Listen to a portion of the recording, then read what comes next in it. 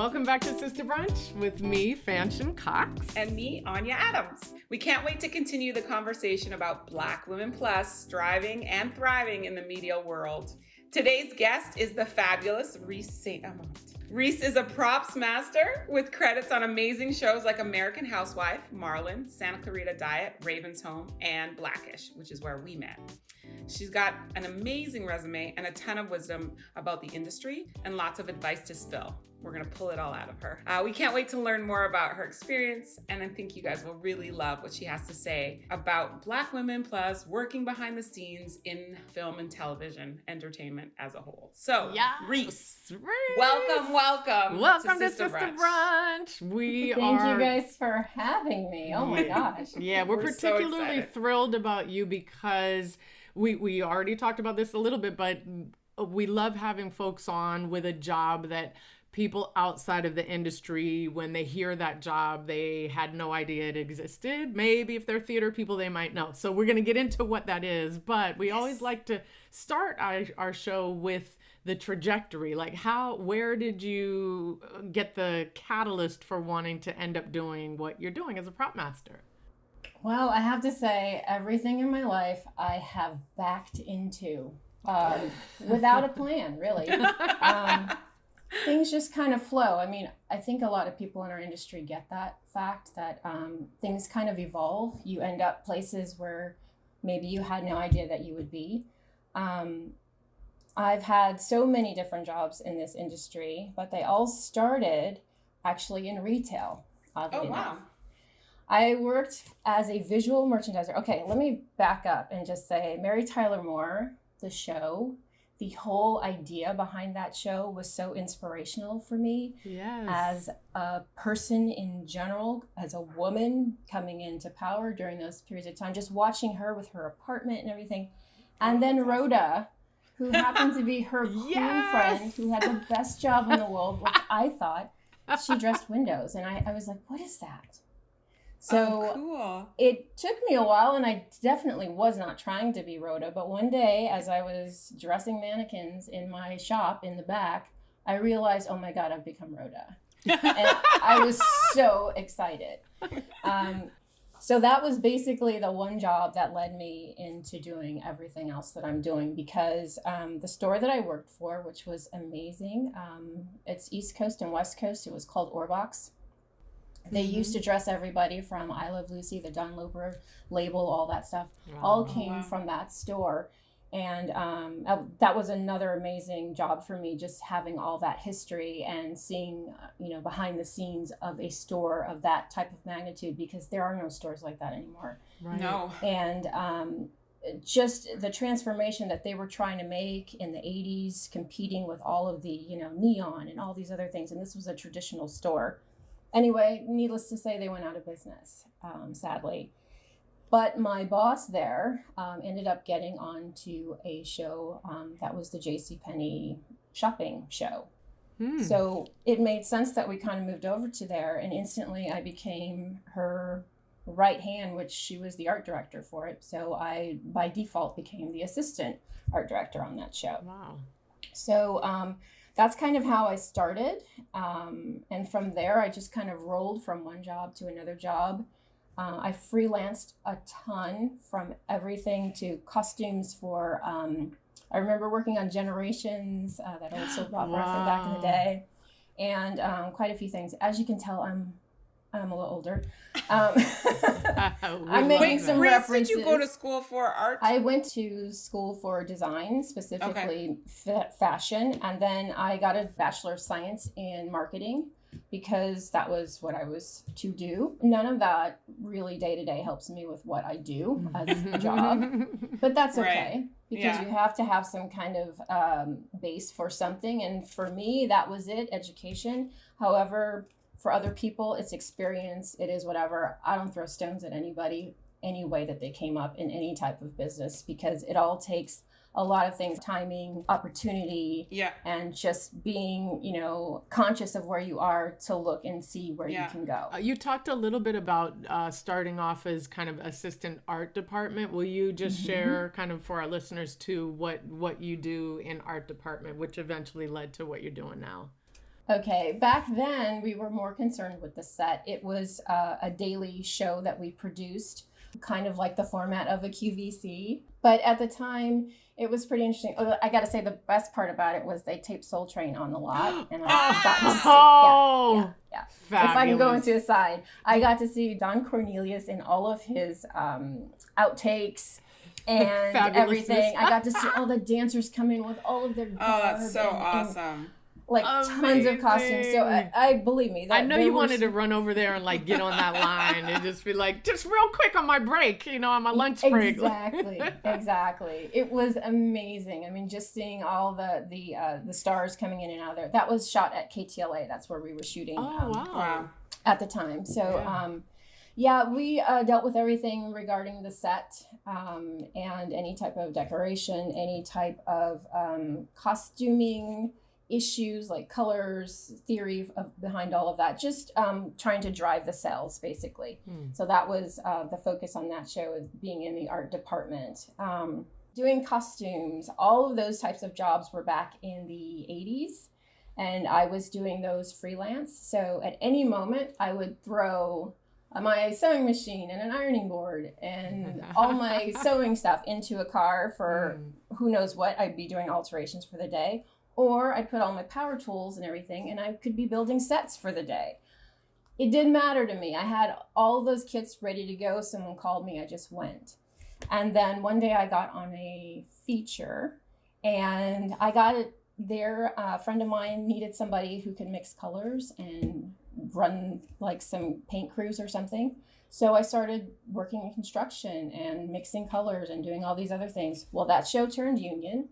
So technically, my first union gig was a feature back in 96. So wait, the union that you're in covers painters, construction, all art department jobs? 729 is the local, and we're technically painters and sign writers. Okay. So that is a completely different. Anya, when we met, I had already gone through 2 other unions. So wow. I am a multi-card holder. Okay. My mother calls it professional ADD. You call it keeping it varied, keeping it diverse. Yeah, that's right. Just keeping the work coming is what I call it. So my husband and I both do that kind of thing. We both have multiple cards and we both work. So the next job after paint, I was on a feature and there was an accident, a bad accident. And I kind of needed to get out of construction for a bit. So with help of friends, because I'd been in the business for quite some time, they were able to kind of say, hey, why don't you try, props or something? So I went ahead and went into a movie. If I had known I Was a Genius was the name of it. And I was able to get my days for 44 there. And that's when I switched over to props. So 44 is the Propmaster Union. 44 is big. It covers set decoration, props, special effects, greens, all those crafts behind the scenes for the set. That's what that is. So we should mention, just because we've heard now this kind of a pattern of the importance of getting into a union, right? It obviously steps up your level of support, but also for salaries and everything, right? It's important to... There is definitely a protection, as it were. There are a lot of things that the union does for you that way. They can make suggestions to producers to improve your quality and safety on set, which is really good. Also, the opportunity to, secure a rate that is measurable and can grow. Yeah. And also, the biggest draw is medical. And all those types of benefits that you can get as well. That being said, I'm throwing no shade to people who do not have those things, because there are ways to do it. And I did work for many years between 88 to 96. And I was young. Nothing was ever going to happen to me. And I was completely happy about that. Yeah. And I come from a household of union members, so I do understand that. My mother's a teacher. My dad worked as a bricklayer, mason for the city and everywhere else. So I do understand that, and I grew up in a household of that. I wasn't feeling that at the moment. I just wanted to work, and I wanted to be creative, and I wanted to be busy. But growing up, when you decide, okay, I want a house, I want to have a little bit more stability, there are things that the union can definitely afford you. Not saying that you can't get that on your own, but it does help a lot. This is Sister Brunch with Fanshen Cox and Anya Adams. Stay tuned for more of our conversation with Assistant Props Master Reese St. Amant.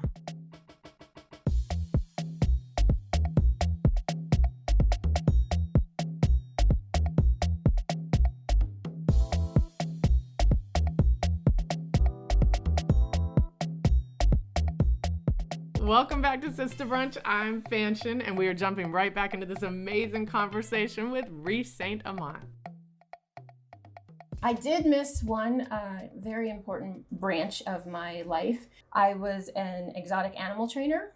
When I was painting before the accident, I needed some fresh air. And so I would come home on the weekends, dead tired, and I would start like knocking into the house, like busting through a wall, making an opening, getting some drywall, whatever. And my husband was finally like, you know what, you need to take this someplace else. You need to get this out of the house. So I started looking up some stuff. I'm like, well, I kind of would love to learn how to work with lions. So I looked it up online, and sure enough, there was a school for it, and it wasn't far from my house, and they worked for the studios. So it kind of made a lot of sense. It all kind of vibed at the one time. So I went down there and I took the class, and they invited me like immediately to like, hey, why don't you just come and train with us, because we love your vibe and you know your way around a set and everything. So it worked out great. So with them, with Hollywood Animals in 2000, I think it was when I joined up as getting paid gigs and stuff with them. And I would go on set with tigers and lions, and Wow. we had capuchins, and we had hyenas and leopards. I can't express to you the feeling. I'm sure you can hear it in my voice, just caring for animals like that. We did not breed, we did not do any of that kind of stuff, but just for me being Nanny Reese is what they called me at the ranch. I was basically the handler who brought them out, calmed them down after their task, usually had them sit and wait and controlled them while the other trainer would call them out. Wow. We're getting a twofer today. Like, Yeah. I love it. But I do think, like, I mean, if we take it back to what you do, Reese, like the prop department a lot of times is called on for all these random things. And I think we should talk a little bit about that. Yeah. What's really awesome about your listening to your history is that everything you've done, I know you use in your job in props. You fucking sew. You build some random thing. We need this thing really fast. You can find out how to do that. We have to bring in animals. You know how to work with the animal trainer in a way, because a lot of times you're a liaison with the cast, you know, in terms of making them feel comfortable with the items that they're utilizing that you're providing. What does it mean to be a props person on set? What are those different roles? Prop master, assistant prop master? Well, a prop master is usually the person who gets hired on by production. They handle procuring everything from a fork. If an actor touches a fork, that's a conversation between set deck. Like, is this the type of thing we're using? Should we be using this? Is it going to be used as a stunt? Do we need to have a standby? Does someone get stabbed by that fork? It can cover weapons of every type. There have been times I always felt like Trinity, you know, like in The Matrix, where, you know, you have to sit back and say, do you know how to use this AK? You know, can you tear down this Glock and clean it on camera? Can you show the actor how to do that? And you kind of have to close your eyes and go, I can Google that in a second. Yes, I can do that. Yeah. So that's kind of the types of things that we do. Like if it comes to animals, usually the animal trainers will have like leashes and things like that. But sometimes things have to be perfect for camera. So it has to be the tag for the dog and the collar for the dog as the director prefers them. So we'll provide that stuff. Or a saddle, you know, we could even have to purchase a saddle for a horse because it has to be a certain type. Or make sure we get from the actor, you know, if they have their own saddle that they like to get, make sure that that's there on the day. So you start pretty early in the production because you're already, you know, from the script or from the line producer, all the things that are going to need to be purchased before you even get to the set. Right. Purchased or rented. There's like a whole rent world that has to happen as well.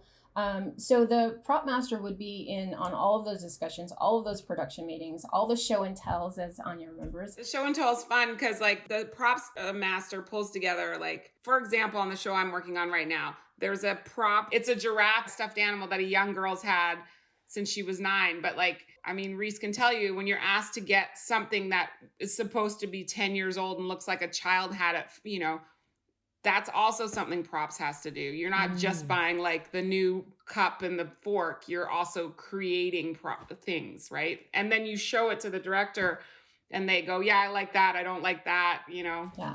And depending, if you're doing something that spans time, like when we did Fame, the movie, we had to have, cool. Well, not the first one. Okay. I'm not that old yet. But I was like, what? Like, that was okay. But when you have to span time, like a show like that, you have to have, like, maybe that giraffe has to have several different giraffes. Maybe that giraffe has to look brand new in a scene where the actor was a child, and then has to also sit in the background of another scene where it's older. There are a lot of times where things have to be straight up fabricated because of copyright issues. You can't just grab like a Mickey Mouse and put it on a set. I never thought about that. Right. I know there were a couple of times on Blackish, I know when the kids would get in their bed and they would start grabbing the set dressing in the room. And it's one thing to have a piece on camera. It's another thing to have an actor hold it because of their brand becomes affected and the show's brand becomes affected. Everybody has to kind of pitch in with that. So there were a couple of times where she would grab, you know, like Kayla would grab something and I'd be like, and they're kids, you know, they're playing in the room and they want to do it. And everyone looks at me like, why did she grab it? I'm like, because she's a kid and she wants to grab it, you know, but these were the things that set dressing had placed in the room, but they weren't clean. They weren't fabricated. So, although you can take, like, it was funny getting even ready for this, I'm covering up my bananagram on my banana back there and stuff like that. I'm just so hyper conscious about brands and things like that you just really don't want to show anything that you can't explain. Hi, it's Anya, and you're listening to Sister Brunch. We'll be right back.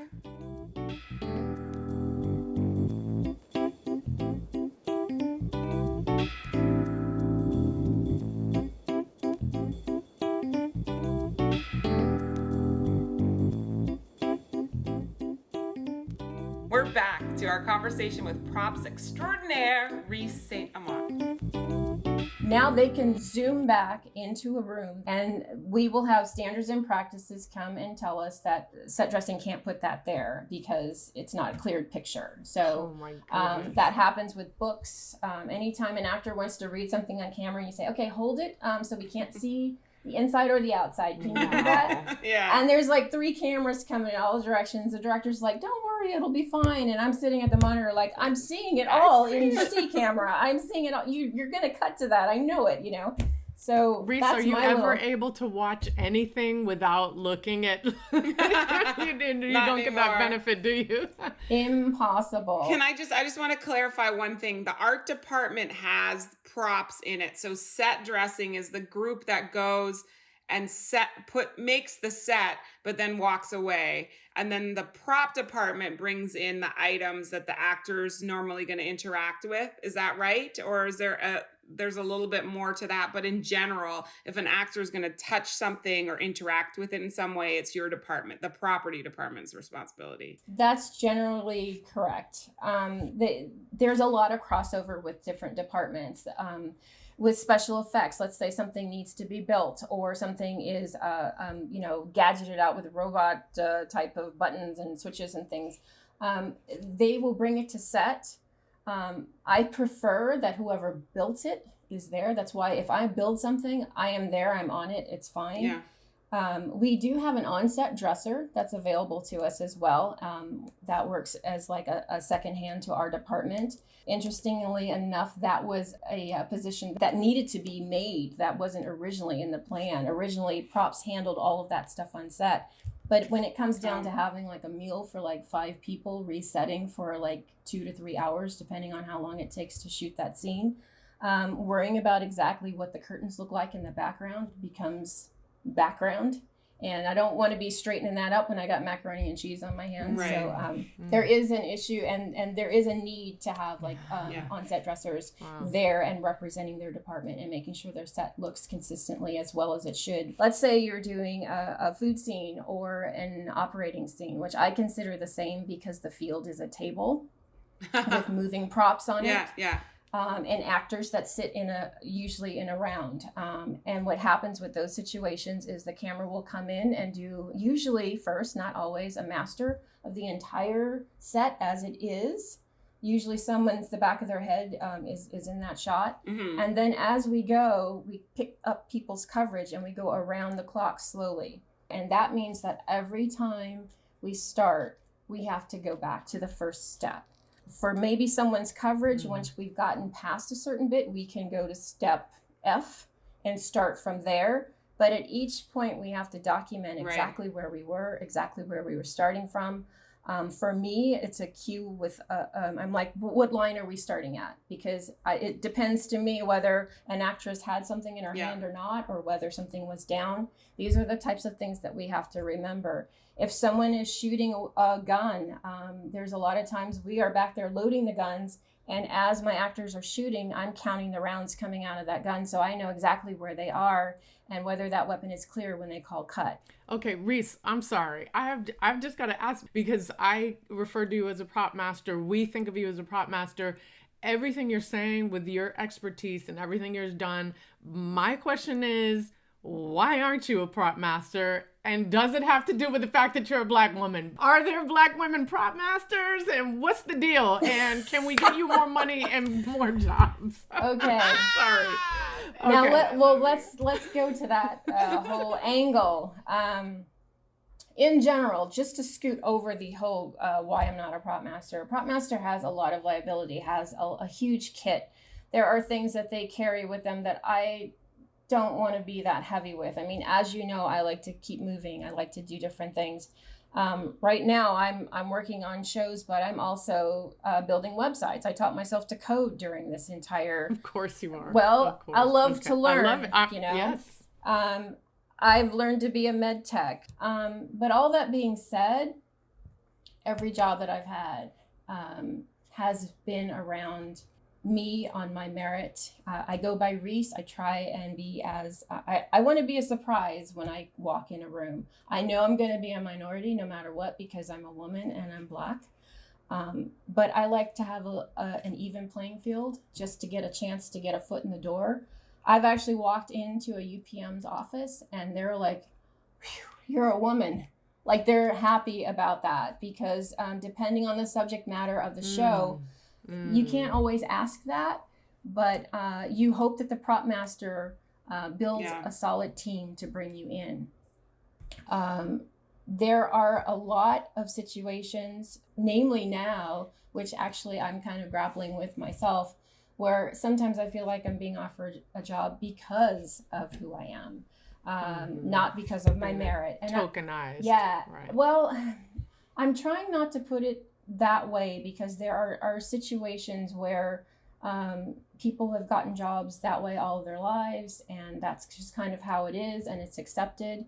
But for me, growing up, my mother always saying, you know, girl, you got two strikes against you. You're a woman and you're Black. That's always in the back of my head. And whenever I looked to go into an industry, when I was an animal trainer, I didn't know any other Black women that handled tigers and lions, you know, but when I walked onto a Master P video shoot and I had an elephant and Master P was like a little apprehensive about getting on, I would get up there and go, you know, dude, come on, we can do this. Ray Lewis came to us and he was concerned about our tiger. I would go and walk the tiger around him on a leash and go, hey, you know, she's good. She's solid. But I think it's so meaningful that it's you, you know, like on any set I'm on any pitch meeting I'm on, it does matter to me when I see a Black woman's face. I'm like, it elevates the situation for me. And look, not all skin folk are kinfolk, right? But like you, for the most part, it does. It adds a layer of respect for sure. And I think some hopefulness, like, okay, that's not just going to be me for one thing. So I think that's really important on the sets you're on, And also, I feel like you as prop people really work close with the actors. So, being on a show where there are people of color in, the actor position, having a props person that looks like them, I think is also very comforting, because you guys do very intimate stuff, and also like you're just there all the time, like a gatekeeper for stuff in that's a way coming also, to them. I do like to, I just love to learn. If there's a medical procedure, I was able to work the Da Vinci machine and things like that just don't happen to everybody on a day-to-day basis. I like to know that, not only am I what they're looking for, but I'm hella qualified to be there. Go ahead, and Reese. It's one of those things that I've always pushed, that, I really wanted my merit and my work ethic to speak for myself. And I am like crazy detailed, as Anya knows. I am crazy about everything. Like sometimes on a set, I won't even get to know everybody on the set until I am comfortable with how my job is, how I'm pushing my job, how I'm getting along with my actors. I really need to have my job solid before I can reach out to other people and start just saying, hey girl, hey, good morning, or whatever. It takes me a minute to settle in. Right. And I remember meeting Anya.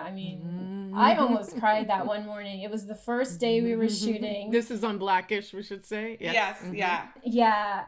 And I don't usually get that close. Like when I get to I'm all business. I just go in and I do my thing. I'm not like, hey, what'd you do this weekend? I'm just kind of, I go in, and for a lot of actors, they respect that. They want that. They just, that's all they want. They don't want you telling them 20 million things while they've got a whole scene to do. They just want you to hit those buttons. And if you can't hit those buttons because everyone else has to get in there, I'm watching to make sure that I record to let them know exactly what they did in my head. So that kind of trust factor that you have to have with people. But walking into that set and having Anthony walk up to everybody, just kind of greet them in the warm way that he is, and looking and seeing Anya, I almost fell over. I'm like, she could be my sister. I mean, you too. I've never run into people like that. But I did also notice, just looking around and seeing that those women were also on their game. Yeah. It's not like we didn't all walk in the first day and go, hey, we made it, we're here, whatever. No. Yeah. We were all on our job, and we were all there for the day. I was as cordial to them as I am to most people that I meet every day. It was not like this secret handshake or just like, yeah, we made it kind of thing. I think we all kind of came up from that school of being like having to know that we were there, we were solid, we had all of our stuff ready to go. Hey, it's Fanshen, and you are listening to Sister Brunch. We will be right back.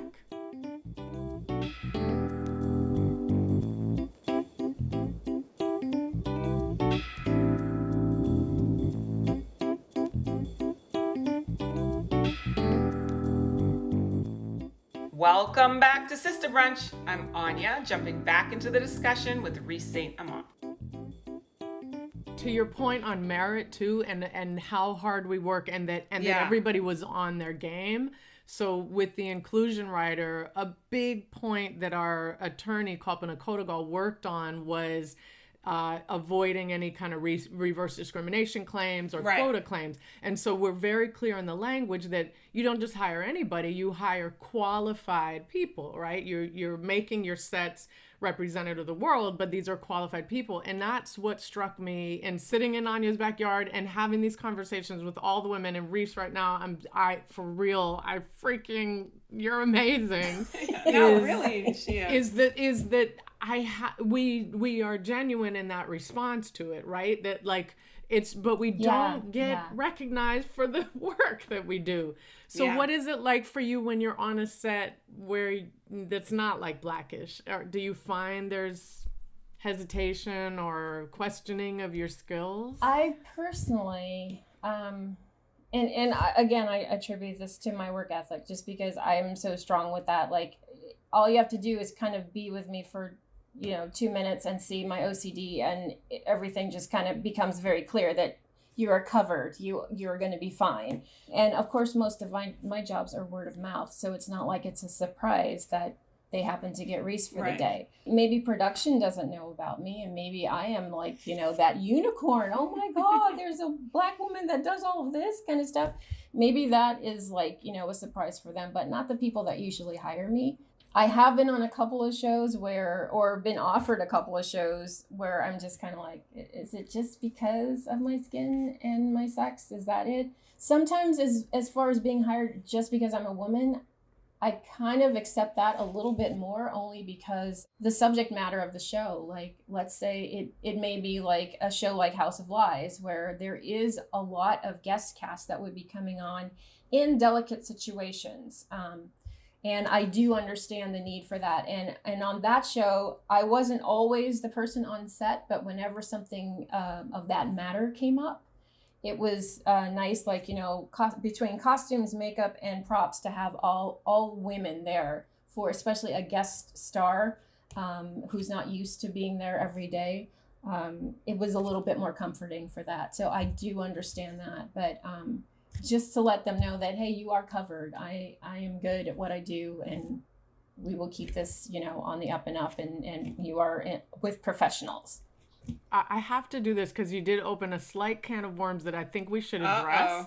Well, it's interesting because we have talked about, now you two thought you were sisters, and I feel a little left out because I'm like, we all look like sisters. We could definitely be family. Having said that, you mentioned, Reese, about being light-skinned, and there is a colorism issue, not only in front of the camera, right? Not only in casting, it's one of the things we're another way we're updating the inclusion writers is to add language around colorism. But I'm curious if you see that within your department as well. Well, honestly, within my department, it's pretty rare to have, if I'm working for a female prop master, then there's 2 women. Yeah. Usually if there's a male prop master, I could still be the only woman there, much less the only Black person. Maybe on the set, if I look around, like the last time I was on set, there were like 3 or 4 of us that I could count on set. That's the whole crew. I'm not counting all the riggers because maybe the rigging crew wasn't there. And of course, I didn't see construction because they weren't there. And I didn't go into the production office because that's a whole separate thing too. But in my daily view, no, there are not that many of us. And that doesn't matter what shade you are. I feel like for us, all of us are lighter skinned women. So I feel like the colorism within the Black community, we don't, I don't come up against it very much in this world because there's nobody here to perpetuate it.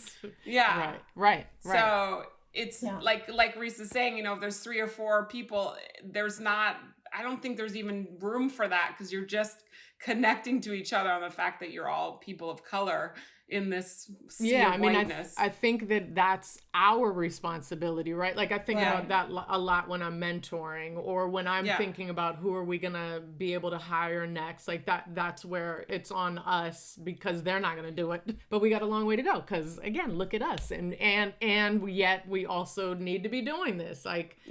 Because we are going to be the ones who also reach back and make sure our darker skinned sisters have the same kinds of opportunities because nobody else is going to do it.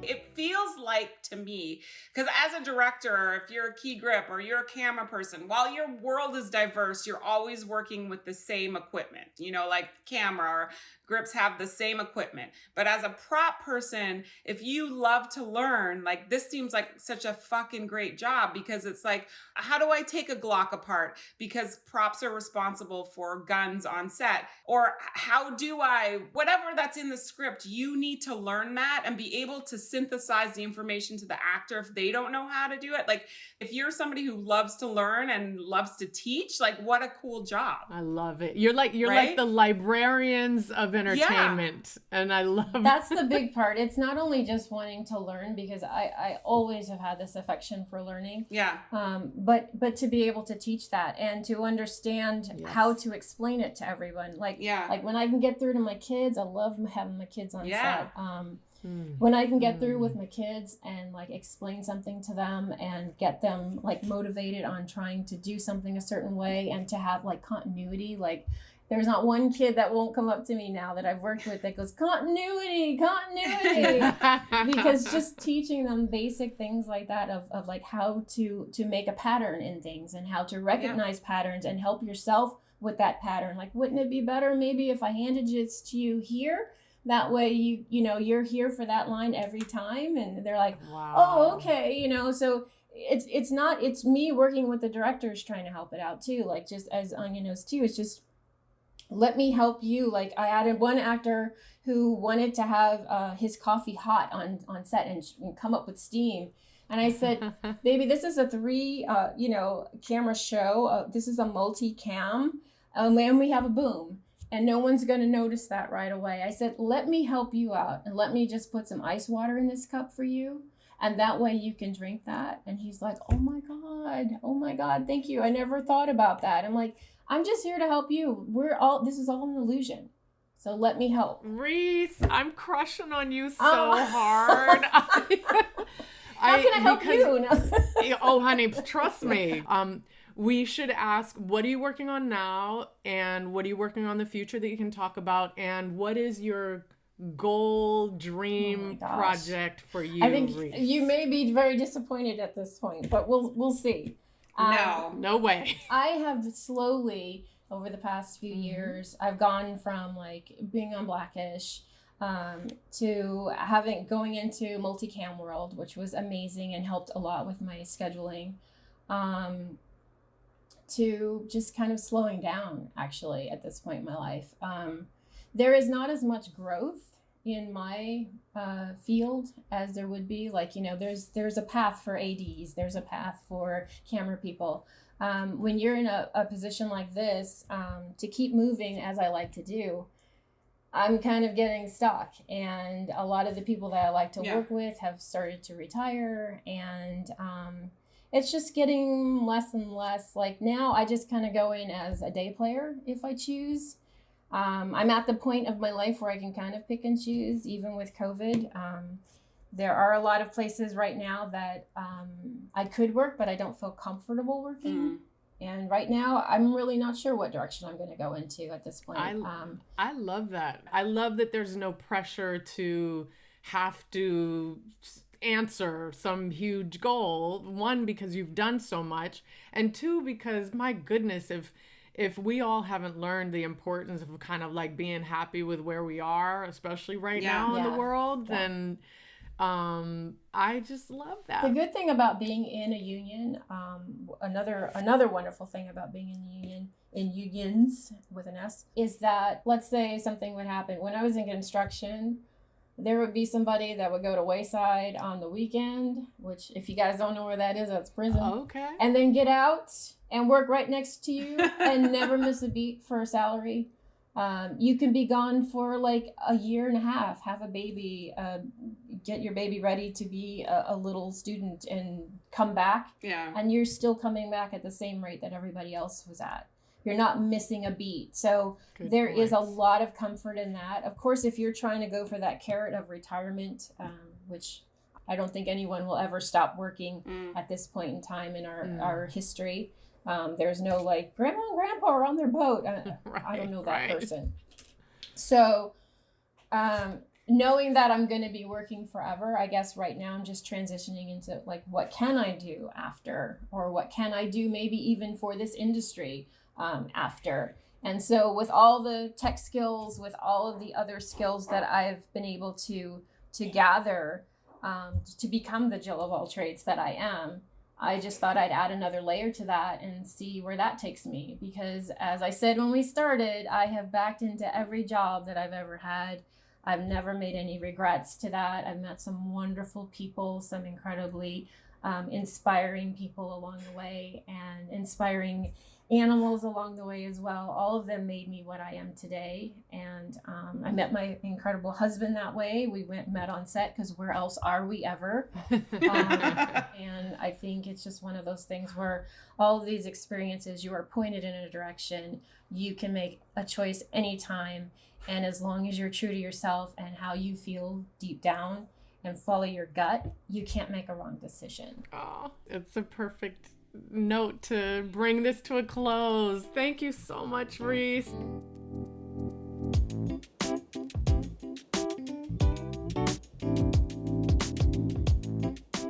That was our conversation with Reese St. Amant. Go to sisterbrunch.com to find out more about her projects, and where to follow her on Twitter.